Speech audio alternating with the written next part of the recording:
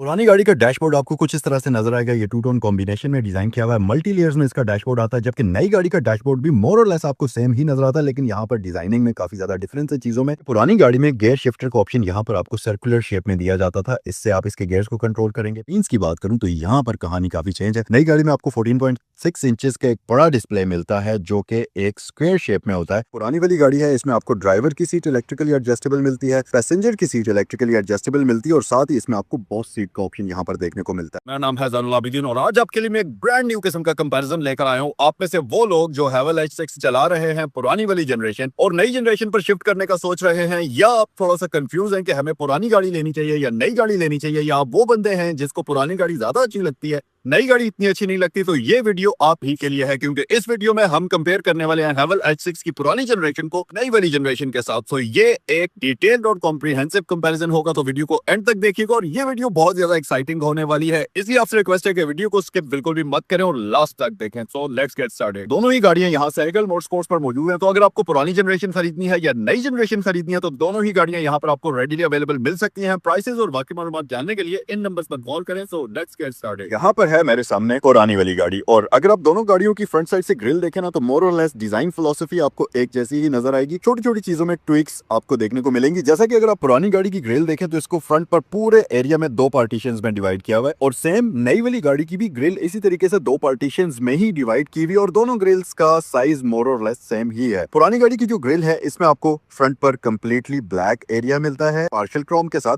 और साइड्स इसकी white colour में है। जबकि जो नई गाड़ी है उसकी ग्रिल अगर आप देखें तो ये आपको स्मोक्ड क्रोम में मिलेगी, जो कि थोड़ी सी मॉडर्न लुक भी देती है। पुरानी गाड़ी में आपको हेडलैम्प्स एलईडी प्रोजेक्शन वाले मिलते हैं, जबकि नई वाली गाड़ी में भी सेम आपको एलईडी प्रोजेक्शन वाले लैंप्स मिलते हैं। लेकिन यहाँ पर एक डिफरेंस है, जो पुरानी गाड़ी है इसमें अगर आप देखें तो बम्पर्स के ऊपर आपको फॉग लैंप्स का ऑप्शन देखने को मिलेगा, लेकिन नई गाड़ी में अब फॉग लैंप्स रिमूव कर दिए गए हैं। अब उसमें लाइट्स के अंदर ही आपको वो ऑप्शंस दे दी गई हैं एडजस्टेबल, तो आप उसको एडजस्टमेंट ऊपर नीचे आप कर सकते हैं। जबकि पुरानी गाड़ी जो है इसकी अगर बात करें तो इसमें यहाँ लाइट्स के नीचे आपको डीआरएल्स का ऑप्शन दिया जाता था, जबकि नई गाड़ी की अगर मैं बात करूं तो अब उसमें वर्टिकल डीआरएल्स आपको दे दिए गए हैं फ्रंट बम्पर के ऊपर, जो कि नई हैवेल की डिजाइन फिलॉसफी है उसके मुताबिक लुक्स आपको वहां पर देखने को मिलती हैं। दोनों ही गाड़ियों के फ्रंट पर आपको रेडार का ऑप्शन मिलता है, दोनों ही गाड़ियों के फ्रंट पर आपको कैमरा का ऑप्शन मिलता है। पुरानी गाड़ी में आपको 360 कैमरा देखने को मिलता है, जबकि नई वाली गाड़ी के अंदर आपको 540 डिग्री का कैमरा देखने को मिल जाता है। इसकी अगर बात करें तो दोनों गाड़ियों में बहुत ज्यादा डिफरेंस देखने को नहीं मिलता, लेकिन छोटी छोटी चीजों पर अगर आप गौर करें तो फिर आपको फर्क नजर आता है। फॉर एग्जाम्पल जो पुरानी गाड़ी है उसमें यहाँ पर ये आपको ट्रिमिंग मिलती है क्रोम की, जबकि नई गाड़ी में अब आपको यहाँ पर ये ट्रिमिंग नहीं मिलती। पुरानी गाड़ी की roof rails glossy grey colour में आती हैं, जबकि नई गाड़ी की रूफ रेल्स ब्लैक कलर में आपको मिलेंगी। डोर लैचेस मोर और लेस दोनों गाड़ियों के सेम है, ये नीचे वाली ट्रिमिंग मोर और लेस दोनों गाड़ियों की सेम ही है, लेकिन यहाँ पर बड़ा डिफरेंस जो है वो आपको व्हील्स में मिलता है। पुरानी गाड़ी के जो डिफरेंट वेरिएंट्स थे उसमें व्हील्स का साइज भी डिफरेंट हुआ करता था, जबकि नई गाड़ी में सारे व्हील्स अब आपको तमाम वेरिएंट्स में 19 इंचेस के दे दिए गए हैं। फिर उसके साथ साथ पुरानी जो गाड़ी है इसके अंदर जो टायर आपको मिलता था वो हैंडकुक का दिया जाता था, जबकि जो नई गाड़ी है उसके अंदर अब आपको जो टायर मिलता है वो कूपर का मिलता है, जिसकी वजह से राइड क्वालिटी नई वाली की बहुत अमेजिंग है। ये क्योंकि एचईवी है तो इसमें भी आपको 19 इंचेस का रिम देखने को मिलता है, लेकिन पुराने जो दूसरे वेरिएंट्स हैं उनमें साइज भी छोटा आपको रिम में देखने को मिलता था, जबकि नई जनरेशन में अब तमाम वेरिएंट्स के अंदर आपको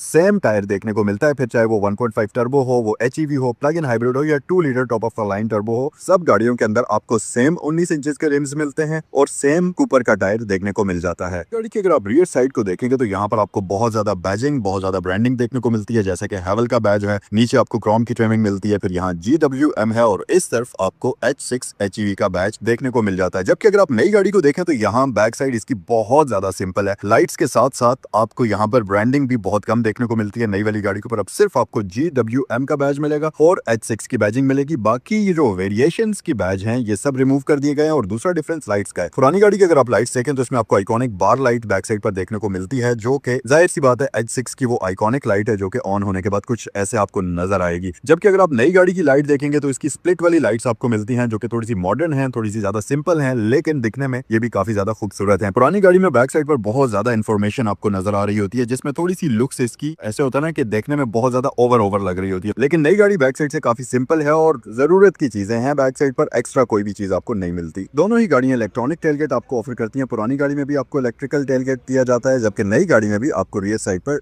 इलेक्ट्रॉनिक टेलगेट का ऑप्शन दिया जाता है। गाड़ी है उसका स्पॉइलर आपको थोड़ा सा ज्यादा स्टाइलिश मिलता है, यहाँ पर आपको 2 अदद हाई माउंटेड लाइट्स दी जाती हैं जो कि थोड़ी सी ओवर लुक देती हैं, लेकिन नई वाली गाड़ी के अंदर आपको एक पार लाइट दी जाती है स्पॉइलर के अंदर, जो कि काफी डिसेंट भी नजर आता है और काफी एरोडायनामिक भी नजर आता है। सो गाइस ये है इस गाड़ी की हैवल के बैज के साथ दूसरी तरफ हमारे पास लॉक, अनलॉक, बूट ओपनर और पैनिक बटन का ऑप्शन आपको दिया जाता है। और जो भी बटन आप प्रेस करते हैं इसकी की के ऊपर एक लाइट भी ग्लो करती हुई आपको नजर आएगी।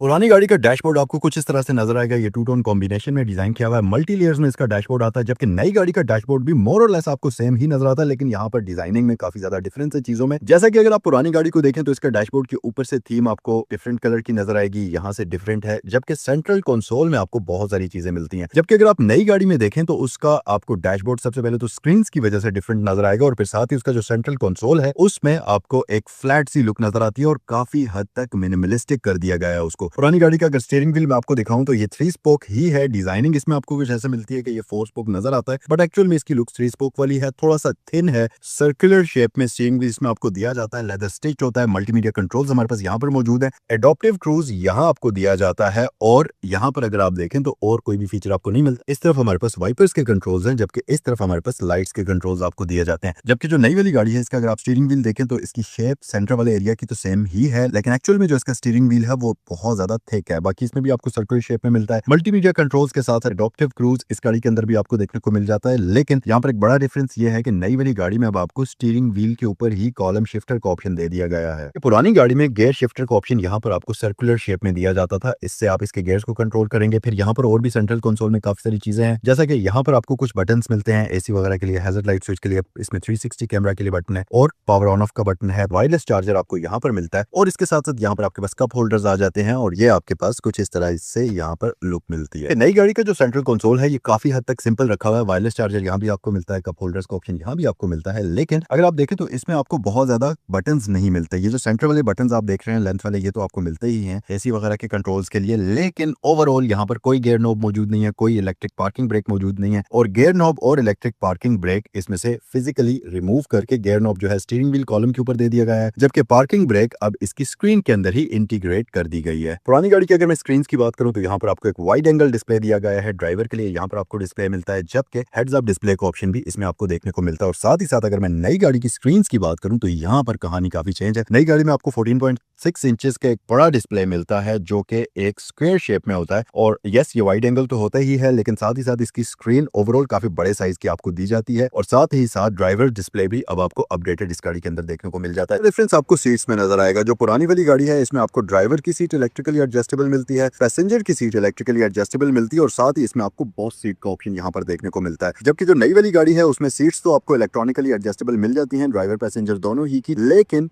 नई वाली गाड़ी में बॉस सीट का ऑप्शन आपको मिसिंग मिलता है। फिर इंटीरियर फीचर्स की बात करते चलें तो यहाँ भी पुरानी गाड़ी में भी आपको तीनों पैसेंजर्स के लिए हेडरेस्ट दिया जाता है, जबकि नई गाड़ी में भी तीनों पैसेंजर्स के लिए हेडरेस्ट का ऑप्शन आता है। पुरानी गाड़ी में भी आपको यहाँ पर आर्म रेस्ट का ऑप्शन दिया जाता है, और नई गाड़ी में भी सेम यही ऑप्शन आपको दिया जाता है। पुरानी गाड़ी के अंदर अगर आप देखें तो रियर पैसेंजर्स के लिए एसी वेंट्स और साथ ही साथ पावर आउटलेट्स मिलते हैं, और सेम टू सेम नई गाड़ी में भी आपको यही ऑप्शन देखने को दोनों ही गाड़ियों में सेम आपको मिलता है। यहाँ भी आपको 1.5 टर्बो हाइब्रिड इंजन मिलता है जो कि 240 हॉर्स पावर बनाता है और 530 न्यूटन मीटर्स ऑफ टॉर्क बनाता है, जबकि नई गाड़ी के अंदर भी आपको सेम 1.5 टर्बो इंजन मिलता है ओके 240 एचपी और 530 न्यूटन मीटर्स ऑफ टॉर्क बनाता है। सो गाइस ये था आज का डिटेल कॉम्प्रिहेंसिव कंपैरिजन। मुझे कमेंट सेक्शन में बताइए कि अब आपको अगर मौका मिले पुरानी गाड़ी खरीदने का या नई गाड़ी खरीदने का, तो आप इन दोनों गाड़ियों में से कौन सी वाली गाड़ी ज्यादा खरीदना पसंद करेंगे। मुझे अगर आप ये क्वेश्चन पूछे तो मुझे नई वाली गाड़ी ज्यादा पसंद आई है, क्योंकि उसमें मॉडर्न फीचर्स भी ज्यादा हैं, उसकी लुक्स भी ज्यादा खूबसूरत हैं। पुरानी वाली की निस्बत नई वाली गाड़ी ज्यादा मॉडर्न दिखती है। आपका इस बारे में क्या ख्याल है? कमेंट सेक्शन आपके लिए हाजिर है, कमेंट सेक्शन में मुझे बताइए। ये था आज का कंपैरिजन। अब अगर आपके दोस्तों में भी कोई भी बंदा हैवल H6 खरीदने के बारे में सोच रहा है और वो कंफ्यूज है कि उसको पुरानी खरीदनी चाहिए या नई खरीदनी चाहिए, तो ये वीडियो आप उनके साथ जरूर शेयर करिएगा। नेक्स्ट वीडियो में आपसे मुलाकात होती है।